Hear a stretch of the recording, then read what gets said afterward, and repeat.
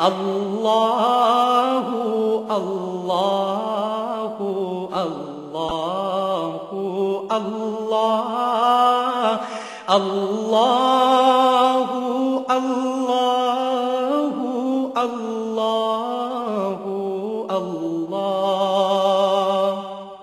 الحمد للہ رب العالمین والصلاة والسلام علی حبیبہ محمد وآلہ وصحبہ اجمعین۔ اعوذ باللہ من الشیطان الرجیم، بسم اللہ الرحمن الرحیم۔ الحج اشہر معلومات، فمن فرض فیہن الحج فلا رفث ولا فسوق ولا جدال فی الحج، وما تفعلوا من خیر یعلمہ اللہ، وتزودوا فإن خیر الزاد التقوی واتقون یا اولی الالباب۔ اللہم سبحانک لا علم لنا الا ما علمتنا انک انت العلیم الحکیم۔ مولا یا صلی وسلم دائما ابدا علی حبیبک من زانت بہ السرور۔ عبادات میں، فرائض عبادات میں اللہ کریم نے حج ایک ایسی عبادت رکھی ہے جو صاحب حیثیت پر زندگی میں ایک بار فرض ہے،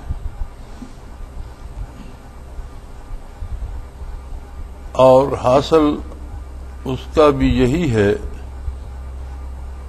کہ انسان کو اس سے تقوی یعنی قرب اللہ اور اللہ کریم کے ساتھ ایک بہت حساس، نازک اور بہت قریبی تعلق نصیب ہو۔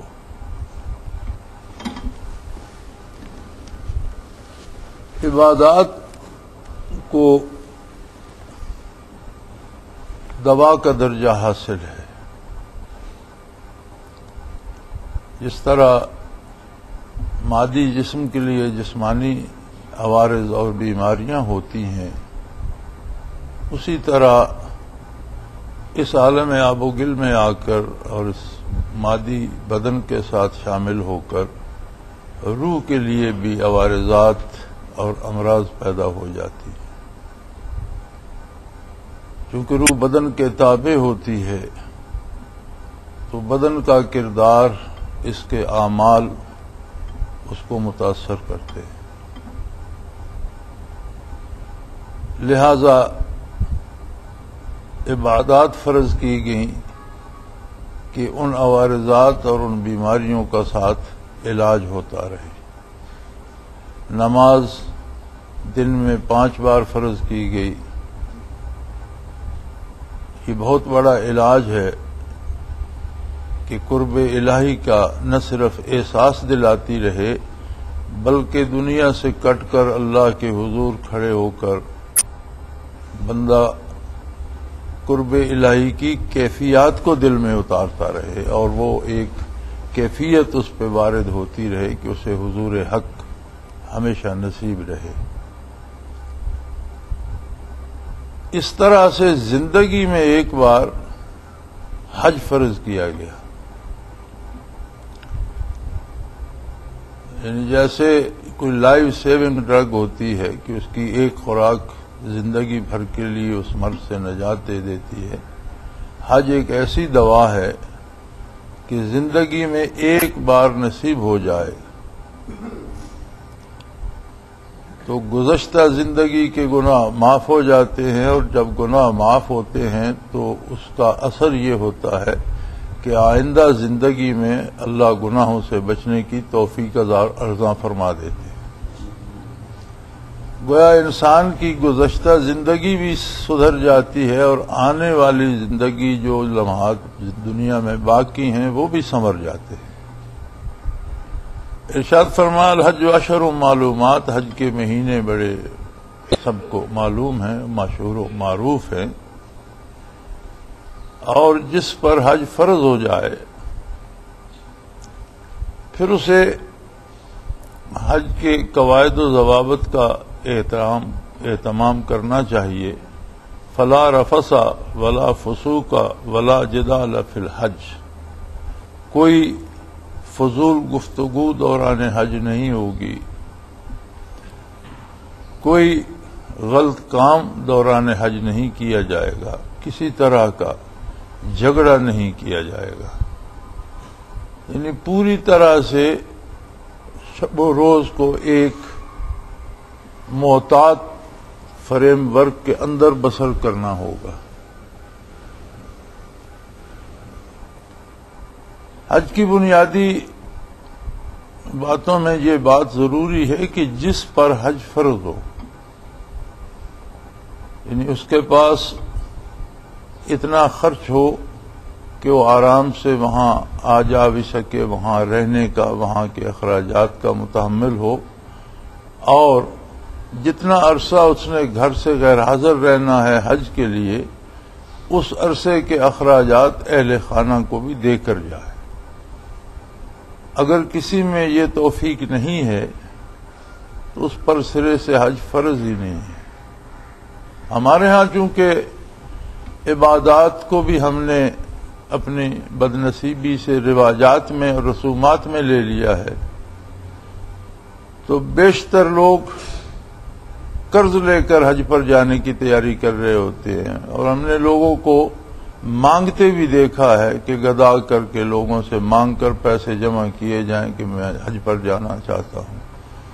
تو بڑی عجیب بات یہ ہے کہ جب آپ پر حج فرض ہی نہیں ہے تو آپ کیوں جانا چاہتے ہیں؟ عبادت کا مطلب تو رضائے الہی ہے، اور جس پر حج فرض نہیں ہے، کوئی صرف حج ہی تو زندگی میں عبادت نہیں ہے، زندگی کا ہر کام یا عبادت ہے یا نافرمانی ہے۔ تو جو فرائض یہاں آپ پر ہیں، روزمرہ کی زندگی کے جو فرائض ہیں، کیا آپ وہ پورے کر رہے ہیں؟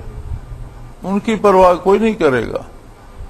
معاشرے میں آپ پر آپ کے کیا فرائض ہیں، گھر میں آپ کے کیا فرائض ہیں، اہل خانہ کے ساتھ آپ کے کس طرح کے فرائض ہیں، زندگی بھر کوئی نہ کوئی فرض ہر لمحے آدمی کے سامنے ہوتا ہے۔ تو کیا ان فرائض کی تکمیل میں بھی آپ کو اتنی ہی فکر ہے جتنی حج پر جانے کی ہے، یا محض حاجی کہلانے کے لیے آپ اپنا ایک رتبہ بڑھانے کے لیے آپ کو فکر لگی ہوئی ہے؟ لہذا قرض لے کر حج پر جانا یا بندوں سے مانگ کر چندہ جمع کر کے حج پر جانا یہ درست نہیں ہے۔ اور حج پر جانا صرف حاجی کہلانے کے لیے نہیں ہے، یہ ایک ایسی عبادت ہے کہ حج کا مرکز بیت اللہ شریف کو قرار دیا گیا۔ روئے زمین سے مسلمان جن پر حج فرض ہوتا ہے وہ حاضر ہوتے ہیں، اور میدان حشر کا لباس اور نقشہ بنا لیتے ہیں۔ 2 انسلی چادروں کا لباس ہوتا ہے کہ جس طرح جو لوگ حشر میں اٹھیں گے اور انہیں لباس نصیب ہوگا تو وہی 2 انسلی چادریں ان کے پاس ہوں گی، اور بیت اللہ میں حاضر ہو کر تلبیہ ادا کرتے ہیں، اللہم لبیک لا شریک لک لبیک، اے اللہ میں حاضر ہوں، تو واحد ہے، تیرا کوئی شریک نہیں ہے، اور میں تیری بارگاہ میں حاضر ہوں۔ ایک حضور حق نصیب ہوتا ہے، دنیا کے سارے امور چھوڑ کر، زندگی کی ساری باتیں فراموش کر کے، 2 انسلی چادریں پہن کر محض اس واحد لا شریک کو پکار رہا ہوتا ہے جہاں اس کا محبت انوارات و تجلیات ہے، وہاں حاضر ہو کر۔ تو یہ ایک ایسی عبادت ہے کہ حضور اکرم صلی اللہ علیہ وآلہ وسلم نے فرمایا جس کا حج مقبول ہو گیا تو گویا وہ آج دنیا میں پیدا ہوا۔ اس طرح سے آدمی گناہ سے دھل جاتا ہے جیسے دنیا میں آج پیدا ہوا۔ پھر بیت اللہ شریف کا طواف نصیب ہوتا ہے، اور صفا مروہ کی صحیح حج کے فرائض میں سے ہے کہ جس طرح مائی صاحبہ بے تابانہ ان پہاڑوں پر چڑھی تھیں اور دوڑی تھیں، اسی طرح سے اسی انداز سے آج بھی وہاں نشان لگے ہوئے ہیں۔ اب چونکہ مرور زمانہ سے بہت سی چیزیں بدل گئیں، وہ گھاٹی تھی جو اب مٹی سے اٹ چکی ہے، اور چھوٹی چھوٹی پہاڑیاں دونوں طرف ہیں، اسی طرح بیت اللہ شریف ایک چھوٹے سے ٹیلے پر تھا، گردا گرد کی ساری وادی اٹ چکی ہے اور وہ ایک میدان بن گیا ہے، لیکن آج بھی وہاں نشان لگے ہوئے ہیں کہ جہاں سے اسماعیل علیہ السلام پر نظر پڑتی تو مائی صاحبہ چلنا شروع کر دیتی، اور جہاں سے وہ نظروں سے اوجھل ہو جاتے تو وہاں سے دوڑتی، حتیٰ کہ دوسری پہاڑی پر چڑھ کر جہاں سے نظر آ جاتے وہاں سے چلنا شروع کرتی۔ تو درمیان میں آج بھی دونوں طرف وہ نشانیاں لگی ہوئی ہیں کہ وہاں سے حاجی دوڑنا شروع کر دیتے ہیں اور پھر اگلی نشانی پر پہنچ کر چلنا شروع کر دیتے ہیں۔ تو صفا مروہ کی سعی اس عظیم ہستی کی یاد دلاتی ہے جس کی زندگی کا محور و مرکز محض حصول رضائے الہی تھا۔ بیت اللہ شریف آدم علیہ نبینا علیہ الصلوۃ والسلام سے لے کر حضور نبی کریم صلی اللہ علیہ وآلہ وسلم تک کے اللہ کے نبیوں اور اللہ کے رسولوں کا قبلہ رہا ہے۔ کچھ عرصہ بنی اسرائیل کو بیت المقدس بطور قبلہ عطا فرمایا گیا، لیکن اس میں کوئی اختلاف نہیں ہے کہ آدم علیہ السلام سے لے کر نوح علیہ السلام تک قبلہ صرف بیت اللہ شریف تھا۔ طوفان نوح میں جب بیت اللہ شریف باقی نہ رہا اور حضرت سلیمان علیہ السلام نے بیت المقدس تعمیر فرمائی تو ان کی دعا سے اللہ کریم نے اسے قبلہ قرار دے دیا اور بنی اسرائیل کا قبلہ بیت المقدس رہا۔ لیکن حضور نبی کریم صلی اللہ علیہ وآلہ وسلم کو بیت اللہ سے ایک خاص الفت تھی، عشق کی حد تک، اور اکثر آپ کی نگاہ پاک آسمان کی طرف اٹھ جایا کرتی تھی اس امید میں کہ وحی الہی آ جائے اور بیت اللہ ہی کو قبلہ مقرر کر دیا جائے۔ قرآن حکیم میں اس کا تذکرہ اس طرح سے فرمایا ہے، قد نرا تقلب وجہک فی السماء، آپ کے رخ انور کا آسمانوں کی طرف اٹھ جانا اللہ کریم دیکھ رہا ہے، اللہ کے علم میں ہے، لہذا اس نے آپ کی منشا کے مطابق آپ کے لیے بیت اللہ کو ہی قبلہ مقرر کر دیا۔ جس طرح حضرت ہاجرہ رضی اللہ تعالی عنہا کی سنت پر عمل کیا جاتا ہے، صفا و مروہ میں سعی کی جاتی ہے، اسی طرح ابراہیم علیہ السلام کی وہ سنت بھی تازہ کی جاتی ہے کہ لوگ سفر کر کے منا میں جاتے ہیں، وہاں رات بھر ٹھہرتے ہیں اور اگلے دن عرفات کو چلے جاتے ہیں۔ عرفات سے واپسی پر، عرفات ہی وہ میدان ہے جہاں آدم علیہ نبینا علیہ الصلوۃ والسلام کی اور اما حوا کی ملاقات ہوئی تھی۔ عرفات سے واپسی پر مزدلفہ میں شب بسری کر کے واپس منا پہنچ کر اسی سنت ابراہیمی کی یاد میں قربانیاں کرتے ہیں۔ تو یہ سارے ارکان ہیں حج کے، جن کی تفصیل غالباً ہر حاجی کو آج کل تو مہیا کر دی جاتی ہے اور طبع شدہ کتابیں جانے والے کو دے دی جاتی ہیں، جس میں تسبیحات، تلمیحات، ارکان، ان کی ادائیگی کا طریقہ اور سلیقہ، وہ ساری تفصیل درج ہوتی ہے۔ لیکن مقصد حج یہ ہے کہ بندہ دنیا و ما فیہا سے فارغ ہو کر یکا و تنہا دو انسلی چادروں میں روز محشر کی طرح اللہ کے حضور اس طرح کھڑا ہو کہ اس کی تجلیات ذاتی کے سامنے روبرو ہو کر اپنی زندگی کو، اپنے ارادوں کو، اپنے کردار کو اس کی رضا کے مطابق ڈھالنے کی دعا مانگ رہا ہو، تمنا کر رہا ہو، آرزو کر رہا ہو۔ فرمایا ما تفعلوا من خیر یعلمہ اللہ، ہر وہ نیک کام دوران حج بھی، ہر چھوٹے بڑے کام کو اللہ کریم ملاحظہ فرما رہا ہے، زندگی کے ہر چھوٹے بڑے امر کو وہ خود ملاحظہ فرما رہا ہے۔ اور کوئی بندہ بھی جو کام بھی اطاعت الہی میں کرتا ہے اسے یہ فکر نہ رہے کہ میری کی ہوئی نیکی کہاں جائے گی، اللہ کریم ذاتی طور پر اسے مشاہدہ فرما رہے ہیں۔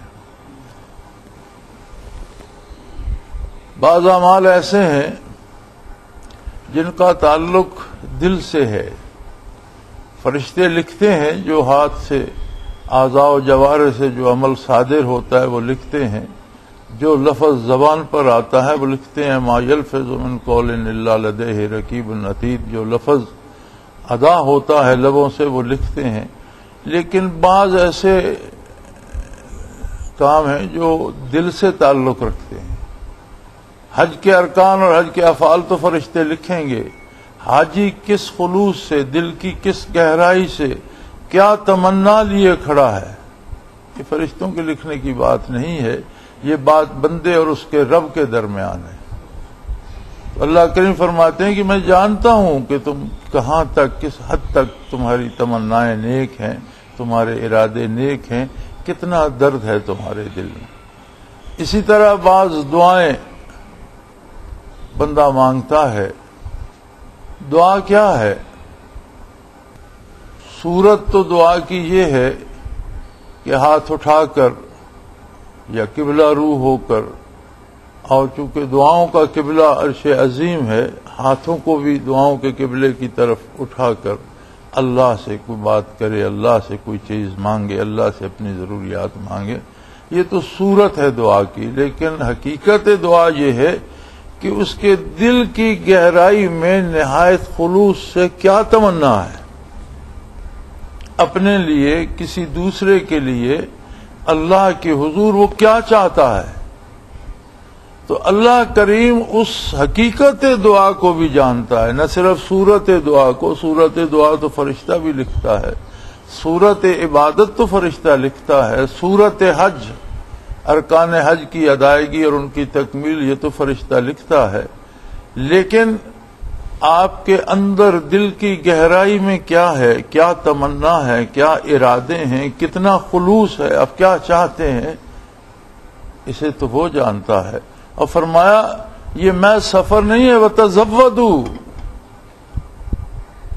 یہ تو زندگی کا زاد راہ ہے.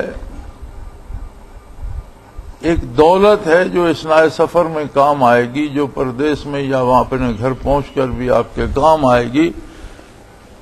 تو ظاہراً بھی اس آیہ کریمہ کا وہی حکم ہے جو میں پہلے عرض کر چکا ہوں کہ جس کے پاس اخراجات اور اسباب و وسائل ہوں اس پر حج فرض ہے. وتزودوا، اپنے اخراجات کا اہتمام کر لو.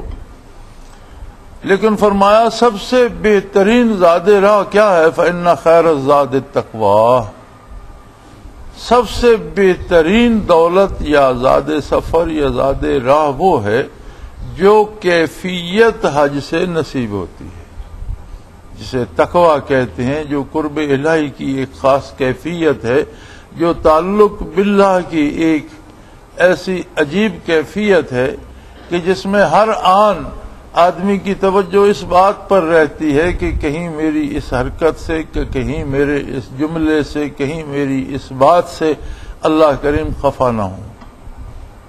ایک ایسا حساس تعلق رب جلیل کے ساتھ پیدا ہو جاتا ہے. اور فرمایا واتقون یا اولی الالباب، اے دانش مند لوگو، اگر تمہاری عقل سلامت ہے تو تمہیں یہی تعلق، یہ رشتہ میرے ساتھ استوار کرنا چاہیے. یہ نہ صرف حج کا حاصل ہے، تمام عبادات کا حاصل بھی یہ ہے، اور زندگی کے ہر عمل کا حاصل یہ ہے. دار دنیا سے جو دولت انسان ساتھ لے جا سکتا ہے اس کا حاصل یہ ہے کہ اس کا تعلق ذات باری سے بہت حساس، بہت قریبی، بہت پر لطف ہو جائے. ایسا تعلق ہو جائے کہ جو اس کی زندگی کو اطاعت الہی کی حدود سے نکلنے نہ دے. کیونکہ فإن خیر الزاد التقوی، سب سے بہترین ذات جو ہے، سب سے بہترین سرمایہ جو ہے اثناء راہ کے لیے بھی، منزل کے لیے بھی. تو میں عرض کر رہا تھا کہ اللہ کریم تمام اعمال کو دیکھتے ہیں. اسی طرح حج سال میں ایک بار فرض ہے تو عمرہ بھی حج ہی ہے، سوائے اس کے کہ عمرہ میں منا اور عرفات کے ارکان شامل نہیں ہوتے. باقی بیت اللہ کی حاضری، طواف، صفا مروہ کی سعی، نوافل کی ادائیگی، یہ سارے امور، سر کا منڈانا، یہ سارے امور عمرہ میں شامل ہوتے ہیں، اور عمرہ بھی ایک چھوٹا حج ہے جو سال بھر میں، ایک نفلی حج ہے جو سال بھر میں کیا جا سکتا ہے، اس کی کوئی تاریخ مقرر نہیں۔ حج کی تاریخیں ذی الحج کی 8، 9، 10 مقرر ہیں، لیکن 8 ذی الحج سے شروع ہوتا ہے حج کا۔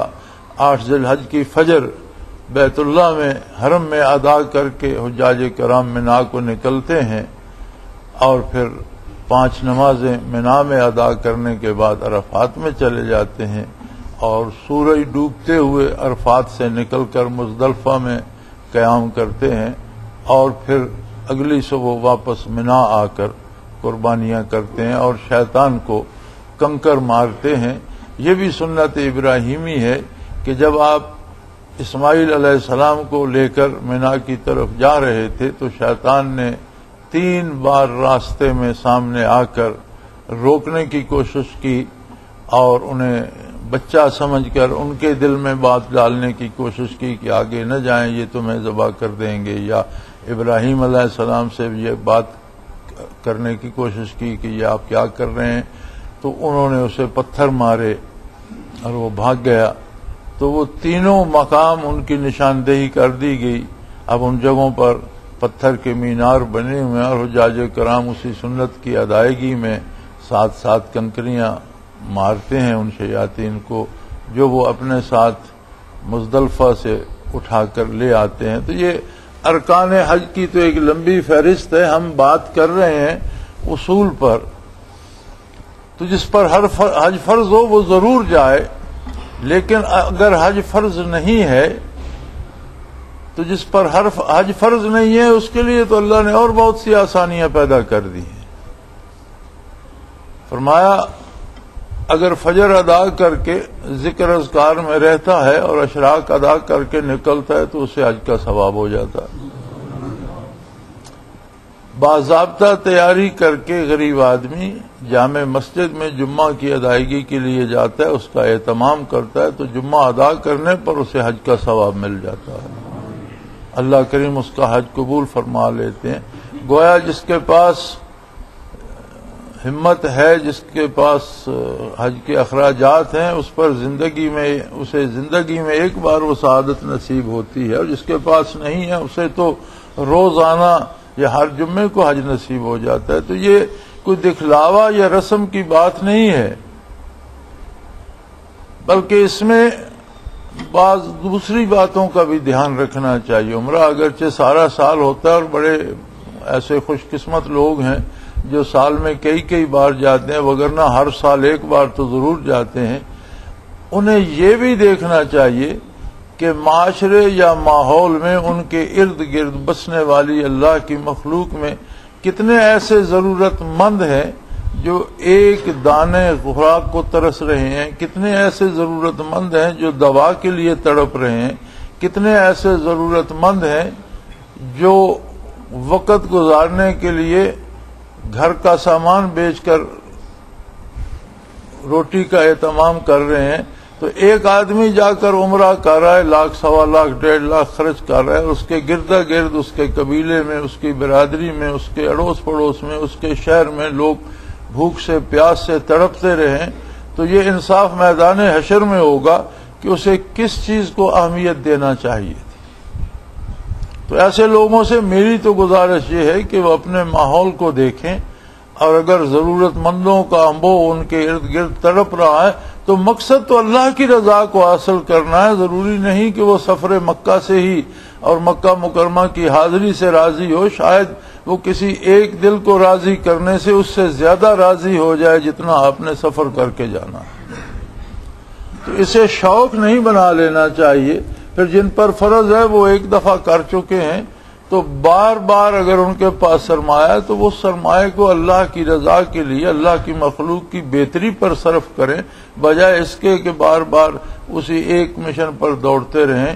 تو صورتحال کو دیکھ کر بندے کو فیصلہ کرنا چاہیے، چونکہ اصل مقصد دیکھیں مکہ مکرمہ بیت اللہ شریف تجلیات ذاتی کا محبت ہے، لیکن کتنے ایسے لوگ ہیں جو اسی شہر مقدس میں پیدا ہوئے، اور جن کے جہنمی ہونے کی خبر اللہ نے دنیا میں دے دی۔ ابی لہب بھی تو اسی شہر کا باسی تھا جسے روز آپ قرآن میں پڑھتے ہیں، تبت یدا ابی لہب وتب۔ ابی جہل بھی تو اسی شہر میں پیدا ہوا، اسی شہر مقدس کا باسی تھا جس کے بارے حضور اکرم صلی اللہ علیہ وسلم نے فرمایا دوزخ میں غوطے کھا رہا ہے۔ جب قلعہ بدر میں جو اہل مکہ پھینکے گئے وہ اسی شہر کے رہنے والے نہیں تھے۔ محض اس شہر خوبہ میں جانا مقصد نہیں ہے۔ مدینہ منورہ میں ابن ابی بھی تو تھا، زندگی اس نے وہیں بسر کی، وہیں مرا، وہیں دفن ہوا، تو اس کا کیا حاصل؟ یہ درست ہے کہ اللہ کا گھر ہے وہاں، یہ درست ہے کہ مدینہ منورہ میں گنبد خضرا ہے، لیکن اللہ اور اللہ کے اس کے رسول کی رضا مقدم ہے۔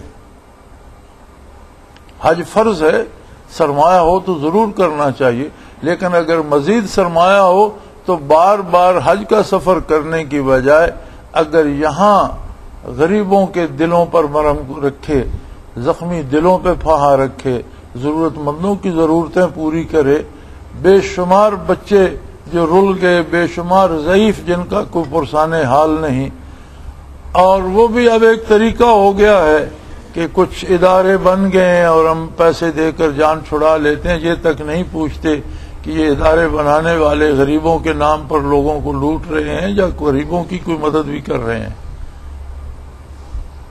تو جو رقم اللہ کے نام پر غرباء میں خرچ کی جائے اسے صحیح مقام تک پہنچانا بھی اس بندے کی ذمہ داری ہے جو خرچ کے لیے دے رہا ہے۔ اگر وہ صحیح مقام پر نہیں پہنچے گی تو اس کی طرف سے اللہ قبول نہیں فرمائے گا۔ یہ جان نہیں چھوڑانی چاہیے کہ ہم نے فلاں ادارے کو دے دیے، ہماری طرف سے ادا ہو گئے، چاہے وہ خرچ کرے نہ کرے، ایسا نہیں ہے۔ اگر خرچ ہوں گے تو آپ کی طرف سے بھی ادا ہوں گے خرچ۔ یہی مسئلہ زکوٰۃ کا بھی ہے کہ ہم اداروں کو دے کر جان چھڑا لیتے ہیں، اگر وہ صحیح جگہ پہ خرچ نہیں کرتے تو وہ ادا نہیں ہوتی، آدمی کے ذمہ باقی رہتی۔